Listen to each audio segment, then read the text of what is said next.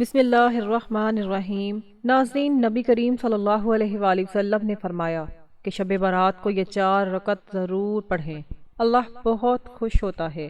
محترم ناظرین، شعبان المعظم کا بابرکت مہینہ اپنی بہاریں دکھا رہا ہے، اور ہر مومن کے دل میں یہ سوال ہے کہ شب برات 2026 میں کون سی تاریخ کو ہے، کس رات ہم نے عبادت کرنی ہے، اور کس تاریخ کو کس دن ہم نے روزہ رکھنا ہے، اور اس رات میں جو عبادت کی جاتی ہے، جو نوافل پڑھے جاتے ہیں، ان کے پڑھنے کا طریقہ کیا ہے، کیسے ہم اس رات میں نوافل ادا کریں گے، نیت کیسے کریں گے، کیا کچھ پڑھا جائے گا، کتنی رکعتیں پڑھیں گے۔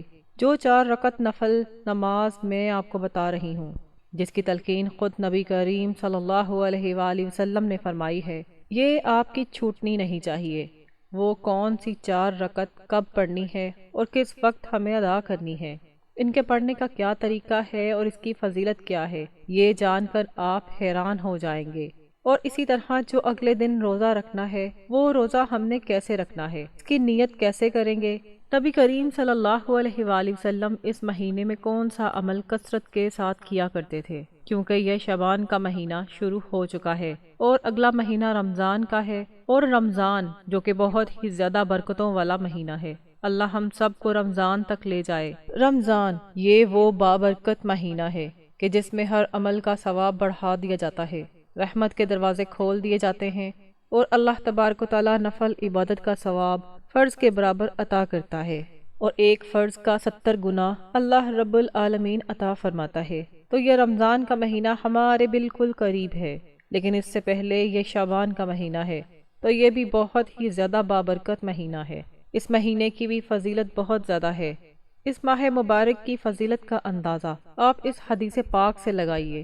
حضرت عائشہ صدیقہ رضی اللہ تعالی عنہا ارشاد فرماتی ہیں کہ رسول اللہ صلی اللہ علیہ وآلہ وسلم کو میں نے رمضان کے علاوہ کسی پورے مہینے کے روزے رکھتے نہیں دیکھا، اور میں نے آپ صلی اللہ علیہ وآلہ وسلم کو شعبان کے مہینے میں سب سے زیادہ روزے رکھتے دیکھا۔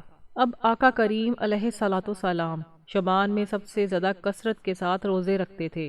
اسی طرح حضرت اسامہ بن زید سے روایت ہے، آپ فرماتے ہیں کہ آقا کریم علیہ الصلوۃ والسلام نے ارشاد فرمایا کہ یہ ایسا مہینہ ہے جس سے لوگ غافل ہیں، یعنی یہ شعبان کا مہینہ ایسا مہینہ ہے کہ جس سے لوگ غافل ہو جاتے ہیں رجب اور رمضان کے درمیان، اور اس مہینے میں اعمال اللہ کے حضور پیش کیے جاتے ہیں، اور میں پسند کرتا ہوں کہ میرا عمل روزے کی حالت میں اللہ کے ہاں پیش کیا جائے، یعنی جس وقت میرے اعمال اللہ کی بارگاہ میں پیش کیے جائیں تو اس وقت میں روزے کی حالت میں ہوں۔ تو آقا کریم علیہ الصلوۃ والسلام کی ان احادیث سے اس مہینے کی فضیلت کا ہمیں پتہ چلتا ہے کہ یہ کتنا بابرکت مہینہ ہے، کتنا فضیلت والا مہینہ ہے۔ شعبان کا مہینہ، ایک تو ہمیں اس میں کثرت کے ساتھ روزے رکھنے چاہیے، جتنا ہو سکے ہم نے روزے رکھنے ہیں۔ اپنے قضا روزے جو ہیں ان کی قضا کر لیں، اگر کوئی قضا روزے رہ چکے ہیں پچھلے سال والے تو ان کی قضا کریں، ورنہ نفلی روزے آپ نے ضرور رکھنے ہیں، کیونکہ اس مہینے میں نبی کریم صلی اللہ علیہ وآلہ وسلم کثرت کے ساتھ نفل روزے رکھتے تھے۔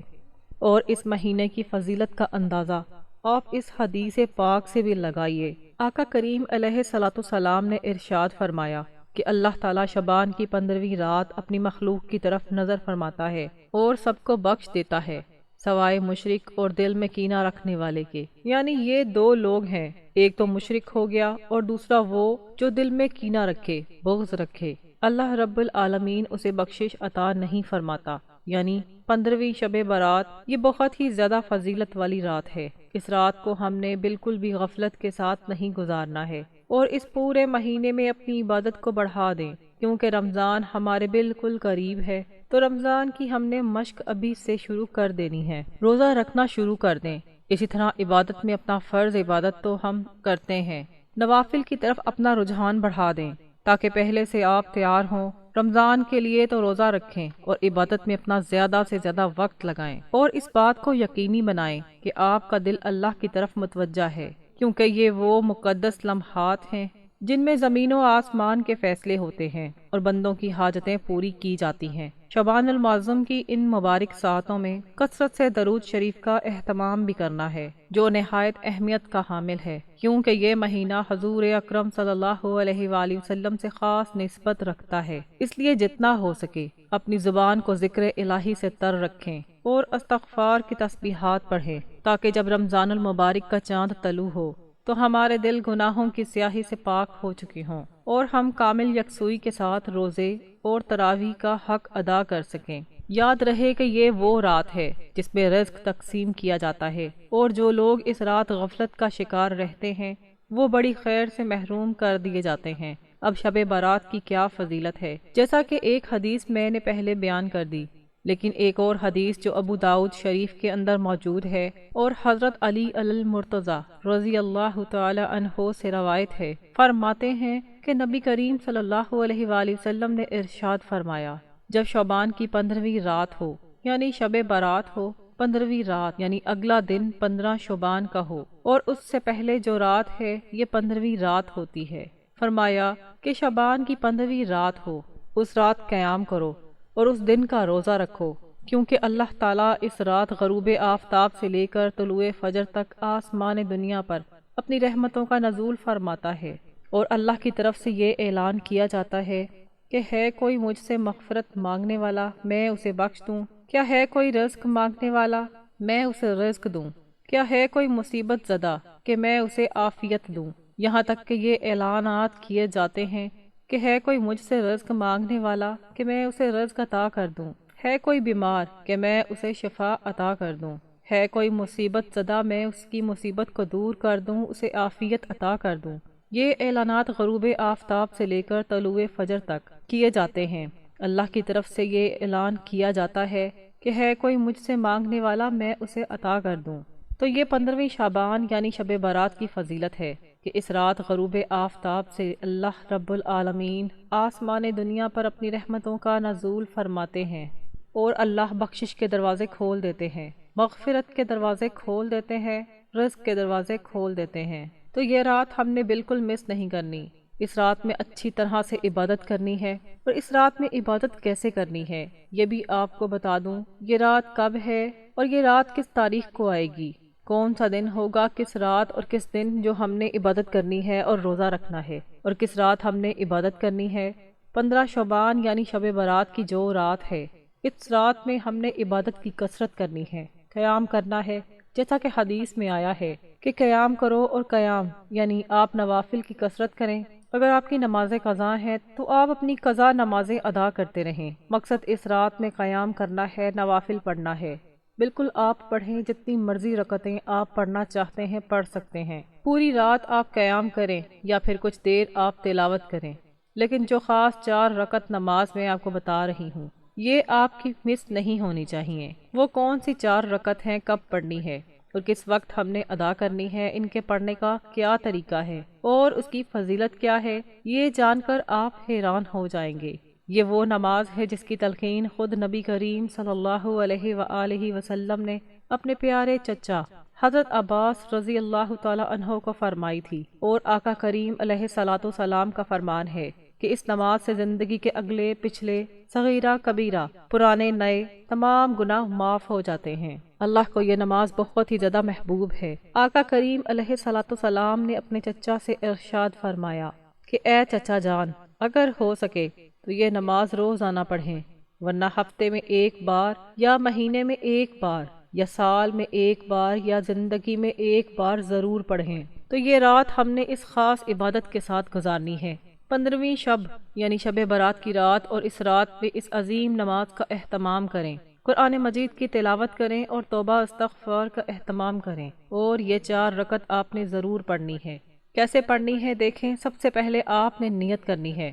نیت اصل دل کا پختہ ارادہ ہے۔ آپ نے دل ہی دل میں ارادہ کر لینا ہے کہ 4 رکعت نفل نماز اس طریقے سے پڑھ رہا ہوں یا پڑھ رہی ہوں جس کی نبی پاک صلی اللہ علیہ وآلہ وسلم نے تلقین فرمائی ہے۔ یہ آپ کی نیت ہوگی۔ اس کے بعد پڑھنے کا طریقہ کیا ہے کہ سب سے پہلے آپ تکبیر تحریمہ کہہ کر آپ ثنا پڑھیں گے۔ ثنا کمپلیٹ کرنے کے بعد آپ نے تیسرا کلمہ یعنی سبحان اللہ والحمد للہ ولا الہ الا اللہ واللہ اکبر 15 مرتبہ پڑھنا ہے۔ اس کے بعد اعوذ باللہ اور بسم اللہ پڑھ کر سورہ فاتحہ اور کوئی سورت پڑھیں گے۔ پھر رکوع سے پہلے 10 مرتبہ یہی کلمات پڑھیں گے۔